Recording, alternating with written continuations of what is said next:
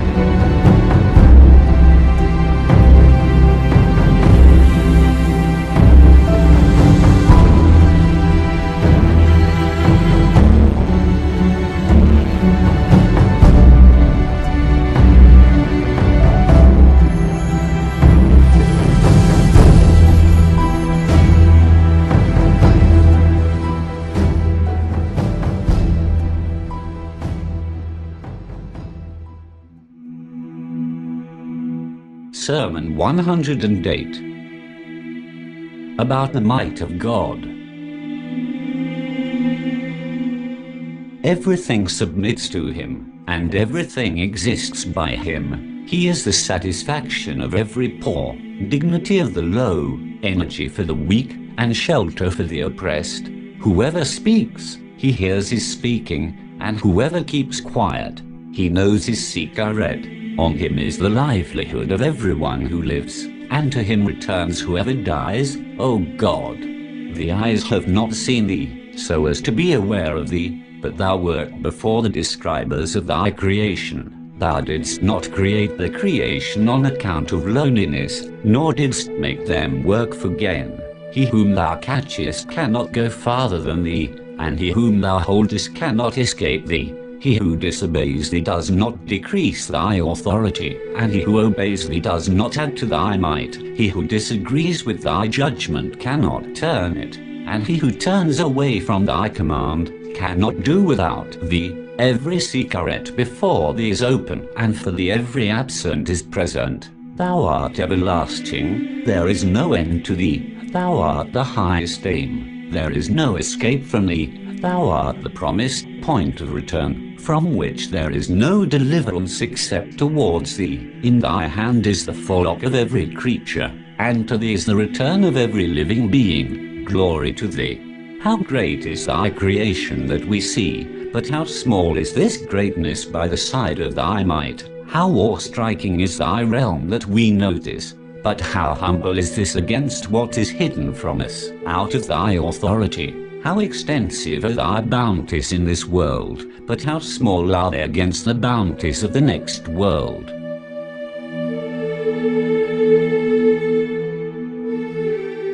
A part of the same sermon about the angels.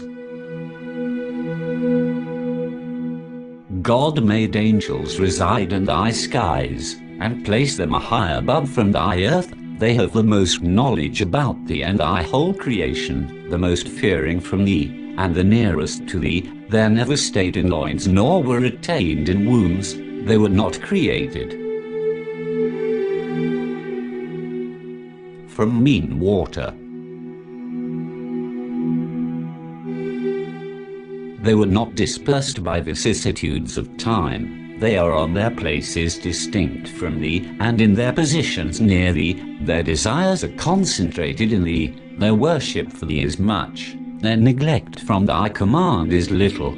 If they witness what remains hidden about thee, they would regard their deeds as very little.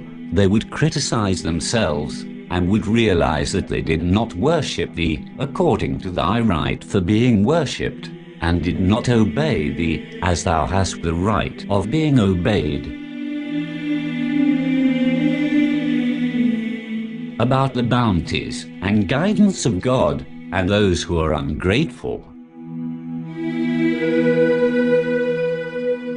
Glorified art thou, the Creator, the worshipped, On account of thy good trials of thy creatures, thou created a house, the paradise, and provided in it for feasting, drinks, foods, spouses, servants, places, streams, plantations and fruits. Then thou sent a messenger to invite towards it. But the people did not respond to the caller, and did not feel persuaded to what thou persuaded them, nor showed eagerness towards what thou desired them to feel eager. They jumped on the carcass of this world, earned shame by eating it, and became united on loving it. When one loves a thing, it blinds him and sickens his heart. Then he sees but with a diseased eye, hears but with unhearing ears. Desires have cut asunder his wit, and the world has made his heart dead, while his mind is all longing for it. Consequently, he is a slave of it, and of everyone who has any share in it. Wherever it turns, he turns towards it, and wherever it proceeds, he proceeds towards it. He is not desisted by any desister from God, nor takes admonition from any preacher. He sees those who have been caught in neglect, whence there is neither rescission nor reversion.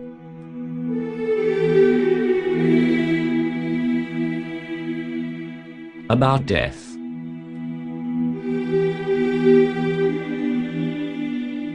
Whatever they were ignoring has befallen them. Separation from this world from which they took themselves safe has come to them, and they have reached that in the next world which they had been promised. Whatever has befallen them cannot be described. Pangs of death and grief for losing this world have surrounded them. Consequently, their limbs become languid, and their complexion changes. Then death increases its struggle over them. In someone it stands in between him and his power of speaking, although he lies among his people, looking with eyes, hearing with his ears, with full wits and intelligence. He then thinks over how he wasted his life and in what activities he passed his time. He recalls the wealth he collected when he had blinded himself in seeking it, and acquired it from fair and foul sources. Now the consequences of collecting it have overtaken him. He gets ready to leave it.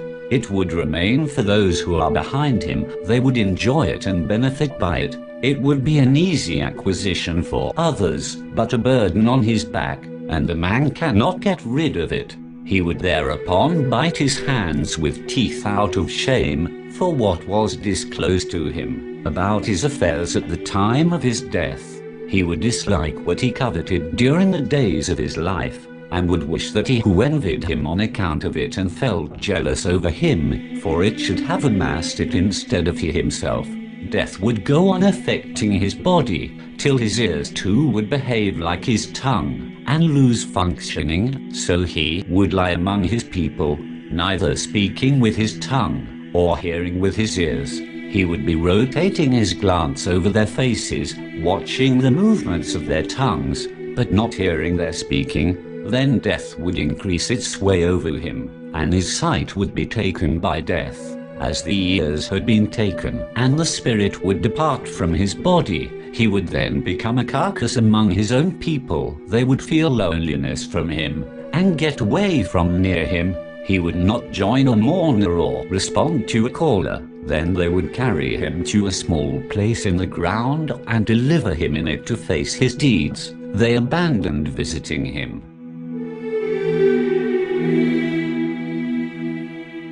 About the Day of Judgment. Till whatever is written as ordained approaches its end, the affairs complete their destined limits, the posteriors join the anteriors, and whatever God willed takes place in the shape of resurrection of his creation. Then he would convulse the sky and split it.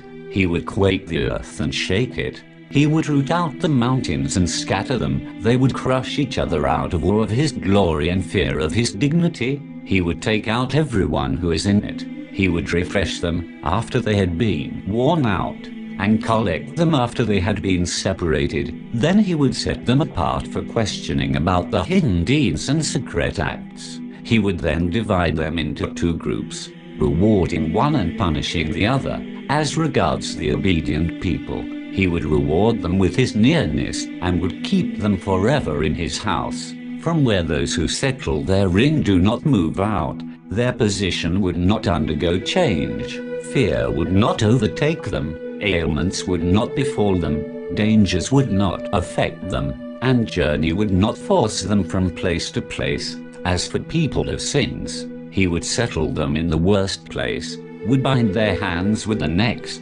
bind the forelocks with feet, and would clothe them in shirts of tar, and dresses cut out of flames. They would be in punishment whose heat would be severe, door would be closed on the inmates, in fire which is full of shouts and cries, and rising flames, and fearful voices. Its inmate does not move out of it, its prisoner cannot be released by ransom, and its shackles cannot be cut. There is no fixed age for this house, so that it might perish, nor period for its life that might pass away. A part of the same sermon about the Holy Prophet. He treated this world disdainfully, and regarded it low. He held it contemptible, and hated it. He realized that God kept it away from him, with intention, and spread it out for others, by way of contempt. Therefore, he remained away from it by his heart, banished its recollection from his mind, and wished that its attraction should remain hidden from his eye, so that he should not acquire any clothing from it, or hope for staying in it. He conveyed from God the pleas against committing sins, counseled his people as a warner against divine chastisement, and called people towards paradise as a conveyor of good tidings. About the descendants of the Holy Prophet. We are the tree of prophethood, staying place of divine message, descending place of angels, minds of knowledge, and the sources of wisdom. Our supporter and lover awaits mercy, while our enemy, and he who hates us, awaits wrath.